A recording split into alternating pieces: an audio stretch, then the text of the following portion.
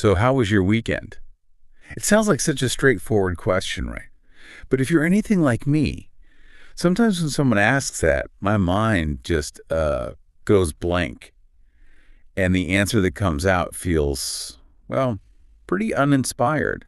You want to share something, engaging, but finding the words for those everyday moments, it can be tough.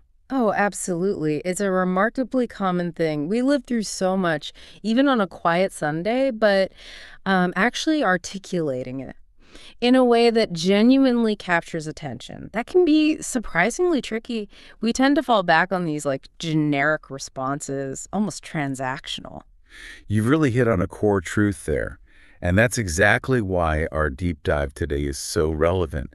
We're looking into Jahid's Unlock Vibrant English, Speak Your Sunday Stories.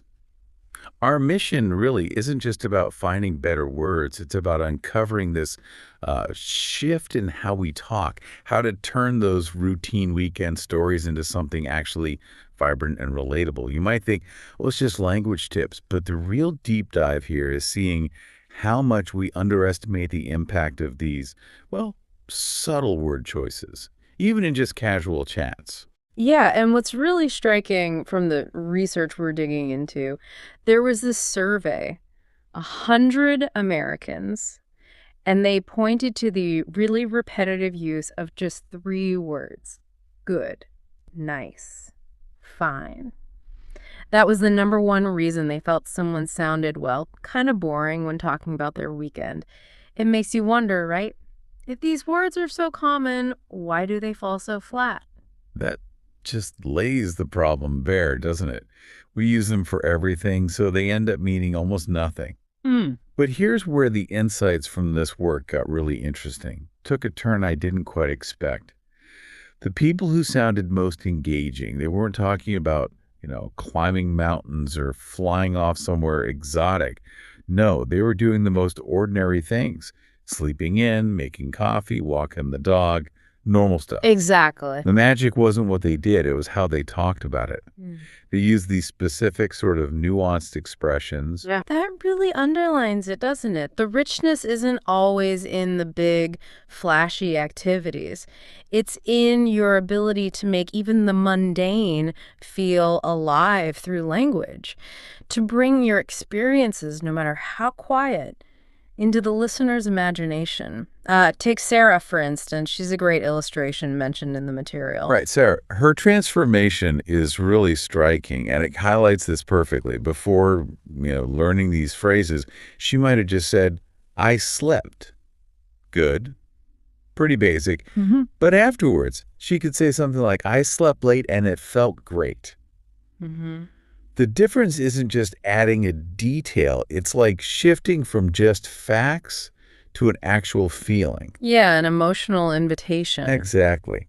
The listener isn't just hearing what happened, but they get a sense of how it felt. It creates this sort of connection.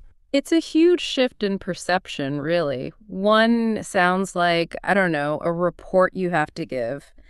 The other invites the listener into this shared, relatable moment.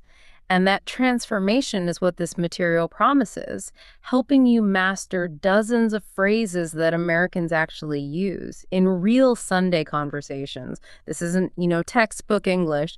It's about authentic language, the kind that can make you sound like you've been part of these conversations for years. And it breaks down these tools so well. It starts with phrases for planning your Sunday, which I found surprisingly impactful, actually. Instead of just, I will have good Sunday, you learn to say things like, I'm planning a relaxing Sunday. Mhm. Or maybe, I want to sleep late tomorrow. It really shows how natural expressions like relaxing or rest, take it easy, Mm. they convey that anticipation, that intention much more fluidly. It just sounds right. That's a great point. Those planning phrases, they convey a sense of like agency, deliberate choice, not just passive waiting. Then the material moves into expressions for describing your Sunday experiences. Think about the difference between just saying, it was good, and I had the most relaxing Sunday, Big difference. or I made a delicious breakfast. These aren't super complex sentences, are they? But they carry so much more weight, They engage the senses, the feelings. Absolutely. Or instead of a blunt, I did chores, maybe I did some housework. Mm. Or for spending time with someone, not just I was with my friend, but I spent time with my friend. Mm. It's fascinating how specific verbs like made for creating something or spent time implying investment, Uh-huh. how they add so much more dimension than just a generic did. Hmm. And this isn't just about sounding natural, is it? It's about showing you were actively participating, Right. engaged. You're signaling to your listener that you're an active player in your own story. The guide even walks you through talking about how you feel afterwards, after your Sunday, with expressions like, it was really refreshing, or maybe I feel much better now. So this brings up an important question. Hmm. How do these small choices, these little linguistic shifts, actually impact the overall impression we make? Well, they signal confidence, right? Mhm.